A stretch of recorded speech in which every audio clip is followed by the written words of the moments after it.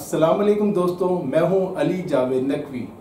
पाकिस्तान के अमीर तरीन ख़ानदान कौन से हैं? कौन लोग हैं जिनके पास खरबों रुपए और अरबों डॉलर्स मौजूद हैं, लेकिन वो मसलसल लूट मार करने और पाकिस्तान की दौलत बैरून मुल्क मुंतकिल करने में लगे हुए हैं। इस वीडियो में इन अमीरों के चेहरों से नकाब उतारे जाएंगे। दोस्तों, अगर आपने अभी तक हमारे चैनल उर्दू न्यूज़ टीवी को लाइक और सब्सक्राइब नहीं किया तो चैनल को सब्सक्राइब कर लें ताकि आपको हमारी मालूमाती वीडियोस मिलती रहें।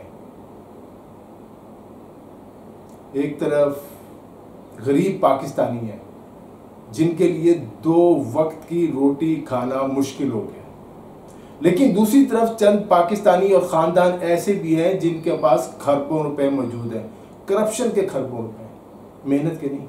वो अमीर से अमीर तर होते जा रहे हैं। इसके अलावा पाकिस्तानियों के बैरून मुल्क बैंकों में एक अंदाजे के मुताबिक 500 से 1000 अरब डॉलर्स मौजूद हैं। ये इतनी बड़ी रकम है, अगर ये पैसा मुल्क में आ जाए तो पाकिस्तान अरब ममालिक और कई यूरोपीय ममालिक से भी ज़्यादा अमीर हो सकता है। लेकिन मसला ये है कि कोई भी ये अरबों डॉलर्स पाकिस्तान लाने के लिए कुछ भी नहीं कर रहा। पाकिस्तान को एक अरब डॉलर की कभी IMF के पास जाना पड़ा है, कभी अरब दोस्तों के पास, लेकिन सब हमें धुतकार रहे हैं। दुनिया हमें फ़कीर समझने लगी है। पाकिस्तान का टैक्सों का निज़ाम ही बेहतर कर लिया जाए तो कौमी ख़जाने में इतना पैसा जमा हो जाएगा कि हुकूमत को किसी के आगे हाथ नहीं फैलाना पड़ेगा। लेकिन करेगा कौन? पाकिस्तान में भी दुनिया भर की तरह अमीर तरीन शख्सियात मौजूद है जिनकी दौलत का अंदाज़ा अरबों डॉलर में लगाया गया है। ये बात जहन में रखें कि ये वो दौलत है जो पाकिस्तान में असासों की सूरत में इन पाकिस्तानियों के जो अरबों डॉलर्स बैरून मुल्क हैं वो अलग हैं, उसकी अलग कहानी है।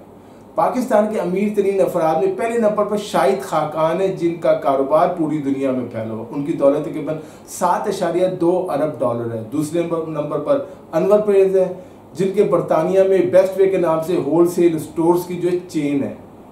पाकिस्तान के सबसे बड़े बिजनेस टाइकून्स जो है एक सदरुद्दीन हाशवानी है जो 900 मिलियन डॉलर्स की दौलत के मालिक हैं, जिसकी वजह से पाकिस्तान के अमीर तरीन शख्सियात में शामिल होते हैं। पाकिस्तान की कारोबारी बरादरी में एक मारूफ नाम मियाँ मोहम्मद मंशा, फैसलाबाद से उनका ताल्लुक है, अशराफिया घराने में पैदा उनका है। उन्होंने हेंडन कॉलेज लंदन से ग्रेजुएशन की और पाकिस्तान वापस आकर निशाद ग्रुप के CEO और बानी बन गए। सियासी शख्सियात में सदर ममलिकत आसिफ अली जरदारी ने ज़राअत, रियल इस्टेट, सनत और मशरूबात के शोबों में सरमायाकारी की और वो पाकिस्तान के टॉप 10 अमीर तरीन अफराद में शामिल हो गए। एक गरीब घराने में आग खोलने वाले मलक रियाज को कौन नहीं जानता। बहरिया टाउन हाउसिंग सोसाइटियाँ रावलपिंडी, लाहौर, इस्लामाबाद, कराची, इसके अलावा बेताशा प्रोजेक्ट्स मुल्क भर में उनके मौजूद हैं। बहरिया टाउन एशिया का सबसे बड़ा रियल इस्टेट डेवलपर ग्रुप है। मलक रियाज फलाही कामों में भी मंसूब है भरा। मलक रियाज भी पाकिस्तान के 10 अमीर तरीन लोगों में शामिल है। एक और अहम तरीन सियासी शख्सियत बूझें कौन? नवाज शरीफ। शरीफ फैमिली पाकिस्तान के अमीर तरीन ख़ानदानों में शामिल है। इनके कई बिजनेस हैं, टॉप 10 में इनका शुमार है। इसी तरह नासिर शौन का शुमार पाकिस्तान की कारोबारी बरादरी के मुमताज़ नामों में होता है। शौन ग्रुप की मशहूर शख्सियत नासिर शौन अमीर तरीन अफराद में। ये एक बड़ा ग्रुप है। ये प्रॉपर्टीज़ में है, दुबई लगून है, शोन बिजनेस पार्क है, आई स्वीट्स है और बेताशन के बिजनेस है। पाकिस्तान के एक और अमीर तरीन शख्सियत रफ़ीक मोहम्मद हबीब हैं जिन्होंने थल लिमिटेड की बुनियाद रखी। इस वक्त हबीब शबीर टाइल्स एंड सरामिक्स लिमिटेड है, हबीब इंश्योरेंस कंपनी है, थल लिमिटेड है, house of Habib private limited है। मैन्युफैक्चरिंग के बहुत से इनके काम हैं। ये बड़ा ग्रुप है। इसके अलावा शान ग्रुप के नासिर शान और IT सेक्टर के अशर अजीज भी पाकिस्तान के अमीर तरीन अफराद में शामिल हैं। इसके अलावा दर्जनों पाकिस्तानी हैं जो अरबपति खरबपति हैं, लेकिन वो अपने एहसास से शो नहीं करते। ब्लैक का पैसा। एक दौर था पाकिस्तान के 22 अमीर तरीन ख़ानदान दुनिया में मशहूर थे। पाकिस्तान की दौलत इन 22 ख़ानदानों के पास थी। 22 खानवादों के बारे में मुमताज़ मुहक्किक A.R. शिबली ने एक किताब भी तहरीर की जो मशहूर हुई थी। इसमें इन ख़ानदानों के बारे में था। अब अगर इन ख़ानदानों में से 30 ख़ानदानों का चट्ठा पट्टा जो उन्होंने बयान किया था, उनमें उस वक्त के अहमद दाऊद थे, आदम जी बावानी थे, सैगल ग्रुप था, अमीर अली फैंसी थे रंगून वाले, असफानी ग्रुप था, नसीर शेख थे, कासिम दादा थे, खटक फैमिली थी, हबीब फैमिली थी, मोहम्मद अमीन की फैमिली थी, मोहम्मद बशीर था, वलीका सैयद वाजिद अली शाह की फैमिली थी, रुस्तम काउस जी थे, सीएम लतीफ़ थे, राना खुदादाद थे, रियाज खालिद थे, उतनी थे, हाजी दोसा थे, हाजी दोस्त मोहम्मद, हाजी करीम, मुन्नू ख़ानदान था, हाई सन्स वाले थे, जफरुल हसन थे, मौला बख्श थे, ताजी मोहम्मद खानजादा थे और फ़कीर फैमिली। इस अमीर तरीन ख़ानदानों में शामिल होने वाले मेमन, बोरे, खोजे, इस्माइली तिजारत जिनके घर की लौंडी समझी जाती है, चूंटियों के हाथ तो मात खा गए। 1990 में निचकारी के नाम पर सनती इदारों की बंदर बांट का अमल हुआ। बेनज़ीर भुट्टो और नवाज शरीफ दोनों ही के ही अहद में जुल्फ़िकार अली भुट्टो के दौर में कौमिया के इदारे औने पौने दामों और कहीं मुफ्त बराए नाम पुराने मालकान को वापस कर दिए गए। साथ ही उन्हें करोड़ों रुपए के कर्जे भी दिए गए और इसी पर बस ना चला तो कुछ अरसा बाद ये कर्जे माफ़ कर दिए गए। यूँ इस सियासी लूटमार और बंदर बांट के बाद कुछ नए ख़ानदान पाकिस्तान के अमीर तरीन ख़ानदानों में शामिल हो गए। इनमें खुद शरीफ बरादरान था, जरदारी फैमिली थी और बहुत से थे। रियल एस्टेट में बूम आया तो एक मिडिल क्लास का प्रॉपर्टी डीलर, जिसका मैं पहले भी जिक्र किया, मलक रियाज, बहरिया टाउन अपने दीगर प्रोजेक्ट से चंद सालों में ही खरबों रुपए के मालिक बन गए। बैरून मुल्क अरबों डॉलर्स उनके लेते हैं। अब मैं कुछ इंडस्ट्रीज़ के बारे में बताता हूँ कि Gandhara industry limited, general motors overseas distribution corporation USA ने कराची में 1963 में lieutenant general retired M Habibullah Khattak ने जनरल मोटर्स से ये सहूलियात हासिल की। हुकूमत पाकिस्तान ने 1972 में गंदारा इंडस्ट्रीज लिमिटेड को कौमी शक्ल दे दी और इसका नाम नेशनल मोटर्स लिमिटेड रख दिया। 1992 में मैस बियोजी सर्विसेज लिमिटेड इसे हुकूमत की निजकारी पॉलिसी के तहत हासिल किया और माफ़ कीजिएगा, और अपना असली नाम गंदारा इंडस्ट्री लिमिटेड रखा। यूँ रातों रात दोबारा बिलियनर्स बन गए। Lieutenant general M Habibullah Khan Khattak ने 46 साल की उम्र में आर्मी से रिटायरमेंट के बाद कारोबार शुरू किया, नया कैरियर शुरू किया और बहुत जल्द ही उन्होंने अपने कारोबार से बैनुल-अक़वामी शोहरत हासिल की। उन्होंने जिस कारोबार का आगाज़ किया उसमें टेक्सटाइल थी, ऑटोमोबाइल थी, टायर थे, तामीरात और इंश्योरेंस की शोबे शामिल थे। 24 दिसंबर 1994 को उनका इंतकाल हो गया। अब बोजी ग्रुप उनके बच्चे चला रहे हैं, जो मुख्तलिफ ग्रुप्स हैं।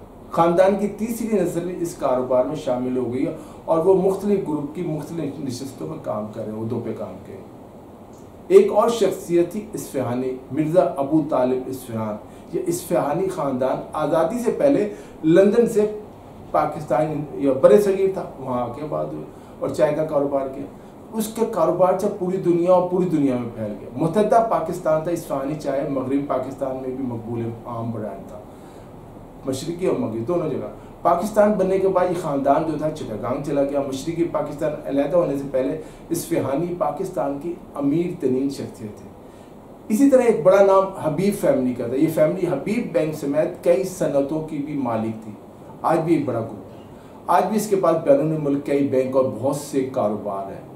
खरबपति फैमिली है। एक और बड़ा सनती ग्रुप कोहिनूर ग्रुप है, जिसे फ्यूगल ग्रुप भी कहा जाता है। इस ग्रुप के असासों की मालियत भी खरबों रुपए में है।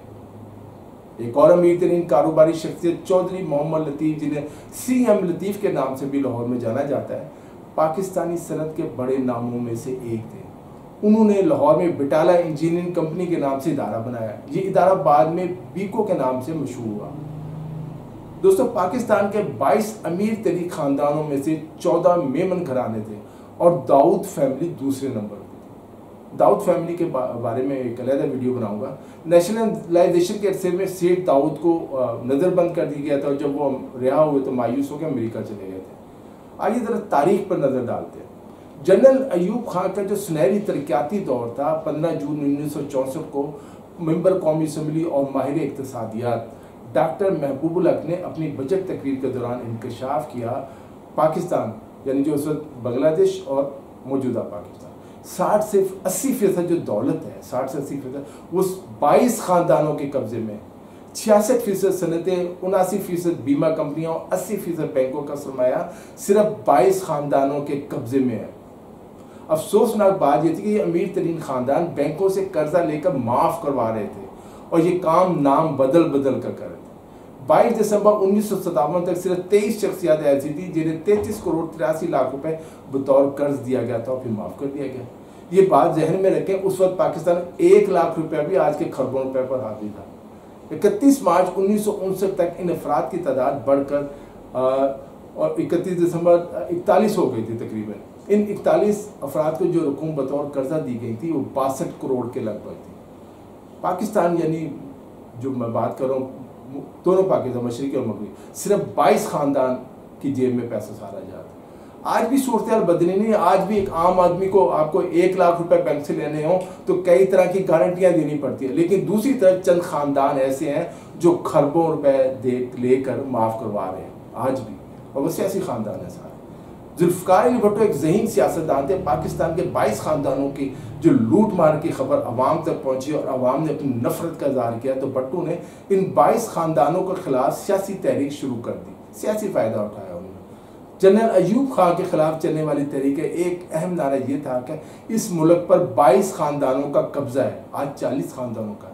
ये नारा इस कदर मकबूल था कि भुट्टो जैसा बड़ा जिम्मेदार, जिसकी पार्टी में गुलाम मुस्तफ़ा जतोई, तालिबुल मौला और मुस्तफ़ा खर जैसे दर्जनों बड़े बड़े जिम्मेदार थे, वो भी सोशलिज्म का और गरीबों का नारा लगाते थे और जीत गए। भुट्टो का नारा था सोशलिज्म हमारी मईशत है, मुल्क पर 22 खानदानों का कब्जा। ये फिक्रा भुट्टो की तकरीरों का लाजमी हिस्सा होता था। वो इस नारे से अपने जलसों में अवाम का लहू गरमाते थे। आज इन 22 खानदानों का दायरा बढ़कर 1% आबादी और 40 बड़े खानदानों तक महदूद हो, यानी 25 करोड़ लोगों को आबादी में से सिर्फ चंद लाख लोग जो हैं वो चला रहे हैं।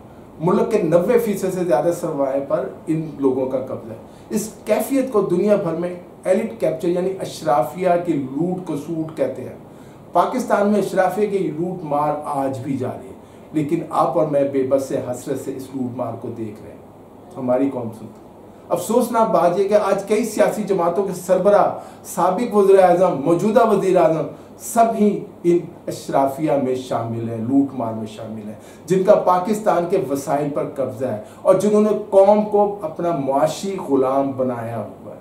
फैसला आप लोगों ने करना। दोस्तों आज के लिए इतना ही। अली जावेद नकवी को इजाज़त दीजिए, अपना ख्याल रखिएगा। खुदा हाफिज़।